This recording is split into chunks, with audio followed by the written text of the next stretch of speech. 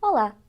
O emocore é um estilo musical que chegava no Brasil no final dos anos 1990 e início dos anos 2000. Ele se estabeleceu como uma vertente controversa e teve múltiplas características marcantes, trilhando seu caminho no mundo do rock. Bandas como Fresno, Glória, Reitinho e Dance of Days moldaram a cena emo brasileira. Emocore é o tema retratado no documentário Nem Tudo Que Acaba Tem Final, produzido pelo jornalista Igor Neder, em seu trabalho de conclusão de curso na Universidade Presbiteriana Mackenzie. Igor entrevista diversos músicos que recordam momentos importantes desse movimento que marcou toda uma geração. O estilo musical emo é o tema do Mac Entrevista de hoje e Igor Neder é o nosso convidado. Olá, Igor, seja bem-vindo ao Mac Entrevista, é um prazer tê-lo aqui conosco. Muito obrigado, o prazer é meu. Igor, antes de iniciar o nosso bate-papo, vamos assistir um trecho do seu trabalho. Então, cara, eu lembro que uma hora surgiu esse negócio de emocore aqui no Brasil e eu nem sabia o que era. E nego já me rotulou de emocore. Tipo assim, o Reitinho é emo e tal. E eu falei, pô, é? Legal, o que é emo? Como nasceu esse projeto de TCC? Ele, na verdade, ele surgiu no final no meu período de colégio, né? Eu me formei em 2008 no colégio. E eu sempre tive a vontade de fazer alguma coisa relacionada ao emo. Até porque ele estava no seu auge ali naquela época, então... Só que eu não tinha ideia do que fazer exatamente. Então, aí, na faculdade, eu fui amadurecendo essa ideia, anos depois. Até que eu escrevi um projeto, gostei, mostrei para um dos professores, ele gostou, eu falei, isso aqui rola de fazer. E acabou rolando. Então essa foi sua escolha desde o início, você nunca pensou em mudar? Sim, desde o começo. A gente só amadureceu, né, a ideia. No seu documentário, você entrevista diversas pessoas ligadas ao movimento emo, como o Lucas Silveira, do Fresno, o Koala, do Reitinho. Como foi para você, que acompanhou esse movimento, entrevistar essas pessoas? Nossa, foi o auge da vida, assim, pro meu eu adolescente, né? Porque como eu acompanho essas bandas já tem mais de uma década, poder chegar nessa galera e poder gravar com elas de fato, assim, foi uma experiência ímpar. Até porque, se considerar como era lá, eles no auge, eles eram pessoas inacessíveis, assim, sabe, intocáveis. E hoje acabou, por exemplo, eu tenho amizade com os caras hoje, sabe? Isso é demais, assim. Você entrevista diversas pessoas, como músicos, produtores musicais, radialistas. Como foi esse processo de busca por essas fontes? Então, o processo todo, desde a ideia, eu fiz tudo sozinho e eu acho que foi a parte mais difícil do trabalho, assim. Justamente por ter que conciliar a agenda, né? Porque na época eu estava trabalhando como assessor de comunicação e tinha no tempo hábil, assim, de ter que marcar entrevista, gravar, levar equipamento, alugar equipamento, poder ver a agenda dos caras, porque eles ainda estão na ativa, né? Estão trabalhando, seja com música ou com produção, tudo relacionado, assim, nessa área, assim. E foi bem difícil poder... Já tive caso de mandar um contato, sei lá, tipo, numa segunda, não ter resposta, mas, sei lá, mandei numa sexta, o cara respondeu 2 minutos depois, eu só consigo gravar hoje. Você tem que sair correndo do trabalho, pegar o equipamento e gravar com ele, sei lá, no extremo norte de São Paulo. Mas foi muito válido, assim, sabe?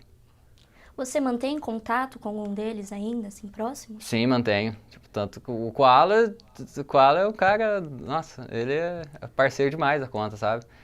Tem um show agora domingo que ele vai tocar junto com o Japinha e mais uma galera aí no hangar. E a gente fala direto, tipo, a gente conversa de cinema. Eu posso dizer tranquilamente, eu fiquei amigo do cara, sabe? Então, assim, é uma coisa... Ele, de todos, é o que mais divulga, assim, quando vê alguma coisa relacionada à cena e relacionada a que eu produzi, assim, que tem a ver com ele, né? Por exemplo, com a banda dele, com o movimento que ele estava incluso na época. Então, a gente mantém uma relação muito próxima, assim, sabe? É muito legal. É muito legal porque você deixa de ver a pessoa no altar que você coloca em determinado momento da sua vida, mas que você vê e fala, pô, o cara é humano demais ali, tipo, o cara é muito legal. O seu documentário, ele tem duração mais ou menos de 40 minutos, então acredito que você tenha reunido bastante material. Sim. Como foi esse processo de escolher o que iria para o documentário e o que iria ser cortado? Nossa. Essa foi a parte mais difícil, porque é um exercício de desapego, né? Porque, sobretudo eu que conheço, e desde quando o movimento estava ali engatinhando, eu sabia que ia ser difícil. Se eu produzisse algo do tipo, eu ia ter que praticar muito isso se eu quisesse colocar num tempo aceitável, assim, para alguém que não conheça e que alguém que precise assistir o que fosse essencial, necessariamente.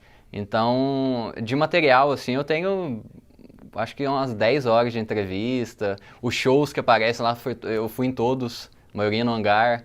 Por exemplo, até mesmo quando eu não morava em São Paulo, eu vinha aqui, ia no show, depois voltava para Minas.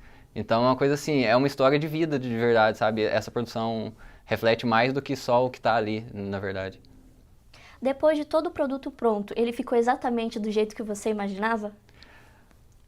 Ah, pro dono da coisa toda, acho que nunca fica, né? Sempre a gente acha que dá pra melhorar um pouquinho mais, mas eu acho que eu cheguei num... Pelo tempo que eu tive, eu produzi tudo, desde o começo da gravação até a edição final, eu fiz tudo em 8 meses. O projeto eu tinha escrito antes, mas eu acho que no tempo que eu tive ficou assim. Ficou, acho que se eu tivesse mais tempo, talvez dava pra desenvolver melhor, mas acho que tá ótimo pelo tempo que eu tive e pelo tempo que eu tive exatamente para produzir isso e mostrar como TCC de verdade.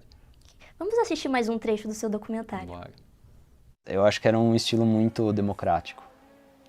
O emo era um estilo muito democrático, porque justamente ele aceitava muita diversidade dentro dele, né, de outros estilos, e ele trazia essas facetas culturais diferentes e pessoas diferentes escutando. Eu acho assim, na minha humilde opinião, que em algum momento vão acontecer mudanças, ou seja, vão surgir novas pessoas, novas bandas, e esse movimento vai ser reativado novamente, mas ele não morreu não, cara, ele tá aí, a gente que tem que olhar para os lugares certos, né? Eu sempre disse isso, o fulano morreu, o Beltrano não aparece mais, falar, não, acho que você não tá procurando os lugares certos.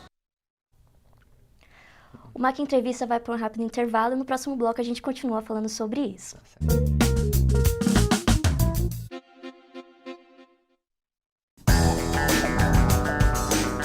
Olha que prédio enorme. Nele vivem centenas de pessoas. Você conseguiria projetar uma obra como essa? E que tal este prédio? Lindo, não é? Mas não basta ser bonito, tem que dar conforto às pessoas. Você sabe como fazer isso? Casas, prédios, para você morar ou trabalhar neles, eles precisam ser projetados. Tem que fazer cálculos, desenhos, prever os materiais.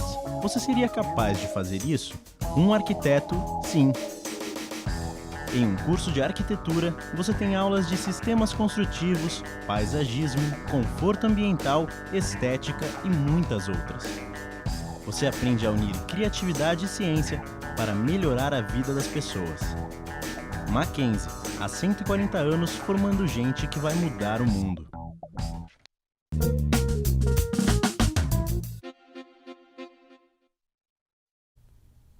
Estamos de volta com o Mac Entrevista. Hoje, com a presença do jornalista Igor Neder, falando sobre o movimento musical Emocor, assunto do seu TCC na Universidade Presbiteriana Mackenzie. Igor, no último bloco a gente terminou falando sobre se você acredita que o movimento emo ele ainda sobrevive. Ah, sim, a gente nunca deixa de acreditar, né? Porque eu acho que tem uma fala muito emblemática do Koala no documentário. Parece que foi ensaiada, mas eu acho que ela foi tão natural que ficou tão marcante, assim, onde ele diz que nunca acaba, aquilo que de verdade não acaba. Pra quem acredita de verdade, tem aquilo no coração, sabe? Então, pode parecer piegas pra muita gente, assim, quem não conhece, tá vendo um cara falar disso aí, isso aí é só pra aparecer, ou é só mais uma fala dentro de um contexto maior. Mas não, acho que isso tem muito a ver, sobretudo para quem viveu aquilo e acredita que aquilo ali faz muito sentido, sabe? Eu tô ouvindo as bandas que eu escuto, desde o começo disso, eu já tô nisso já tem 15 anos, então tá aí. De tantas opções que você teve, por que você escolheu fazer um documentário e não outro produto? Eu tenho formação audiovisual desde 2012, então sempre foi um produto que me chamou muita atenção, sempre gostei muito de assistir documentário. E a forma como você conta, né? Como você quer passar um tema, você quer contar alguma coisa para alguém que não conheça, sobretudo alguém que não conheça, porque alguém que conheça vai assistir aquilo, ela vai se sentir mais inteirada ainda sobre algo que ela já carrega há algum tempo. Então, produzir documentário, eu já tenho algumas produções já no currículo, Mas é escolher um documentário para falar sobre algo que fez e faz muito sentido na minha vida, acho que eu não tive dúvida alguma de que seria sim um documentário e não outra coisa qualquer que fosse. No seu TCC, qual foi o papel do seu orientador no processo de pesquisa? Ah, foi essencial. O Rafa foi show de bola. Eu tava até brincando antes, falando que ele foi o cara que me deu o cabrito, sabe? Porque eu cheguei, ele deu aula de projetos pra mim. Naquela época, no sexto semestre, eu cheguei com muita ideia, sabe? Eu cheguei enquanto ele tava passando um roteiro de como fazer, eu já tinha a coisa pronta.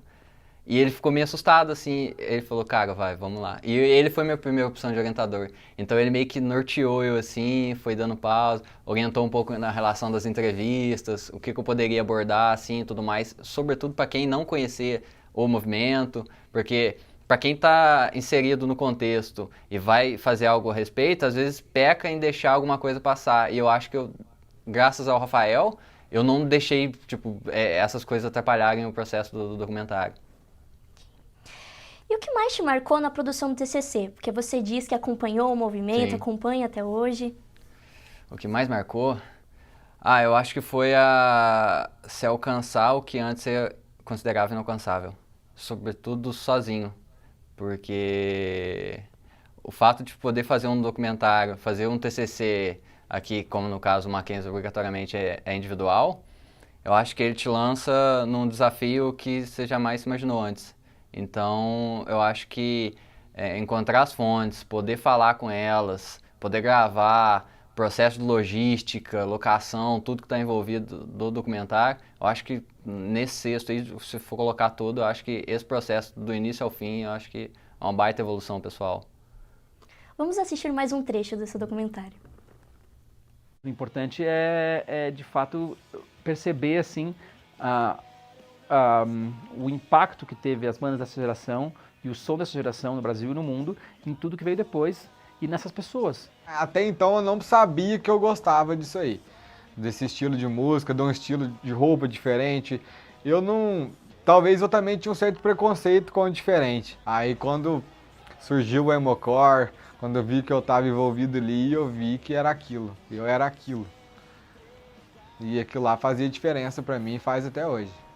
E eu gostaria muito que isso pudesse voltar de novo, para a galera conhecer realmente o que foi. Sabemos que o TCC é o pesadelo para muitos alunos, se não todos. Que dicas você dá para quem está começando o TCC agora, em especial aqueles que escolheram fazer documentário? O primeiro passo é escolher aquilo e definir necessariamente aquilo que toca e vem de dentro, sabe? Não é só escolher uma coisa que, eu vou fazer um trabalho sobre esse tema porque é importante mostrar isso para a sociedade. Tá, ok. Eu fiz algo assim, só que eu tirei algo que para mim lá atrás foi um boom na minha vida e direcionou quem eu sou hoje, o modo de agir na adolescência e tudo mais. Então a dica que eu dou é exatamente essa. Dá uma curiada, vê o que te toca de fato e a ponto de poder fazer sentido para as outras pessoas. Porque vai ser muito válido encontrar um trabalho que seja a matéria daquilo que estava dentro de você até algum dia e você não conseguiu colocar para fora por falta de oportunidade. Então o TCC é uma oportunidade. E agora que você já está formado, como que está sendo a vida após a faculdade? É como você imaginava? De verdade não, mas a gente vai indo assim, no que dá para fazer, porque se for considerar que na época da faculdade a gente nunca tinha tempo para fazer nada, estágio, trabalho, isso, aquilo, prova, agora a gente tem um pouco mais de tempo para poder fazer aquilo que a gente não conseguia. Porém, tem as adversidades do que você ter que ter algo para se sustentar. Por exemplo, no caso, eu ter que ter um trabalho para pagar o aluguel, sabe? Então, hoje eu trabalho, eu faço home office. Então, mas isso não quer dizer que eu esteja contente o suficiente para poder, vou ficar isso aqui o resto da vida. Não, lógico, não. Eu quero fazer muitas outras coisas. E agora que você já é jornalista, que dicas você dá para nós estudantes e futuros jornalistas? De não desanimar, sabe? De seguir, por mais que as coisas sejam difíceis. Tipo, lógico que bate aquele desânimo, aquele cansaço em algum momento. Eu vi isso muito na minha sala, sabe? E de certa forma eu acabei servindo ainda bem, né, de exemplo contrário, porque quando você encontra alguma coisa que te deixa mal, ou te toma um tempo, ou te tira a saúde, que muita gente acontece com muita gente, aqui é só uma chance para você olhar o outro lado, sabe? E você ver que você está fazendo algo para um bem maior que vai acontecer depois, tá? Te resta ter paciência e ver que aquilo vai fazer sentido. Faz sentido ali, certo? Você vai achar uma cura para o problema que você está encontrando ali, só que no futuro vai fazer muito mais sentido. Então é isso, não desanimar nunca não. Bem, Igor, infelizmente nossa conversa vai chegando ao fim. Eu gostaria de te parabenizar pelo trabalho Obrigado. e agradecer por ter aceitado o nosso convite. E para você que nos acompanhou até aqui, muito obrigada e até o próximo MAC Entrevista.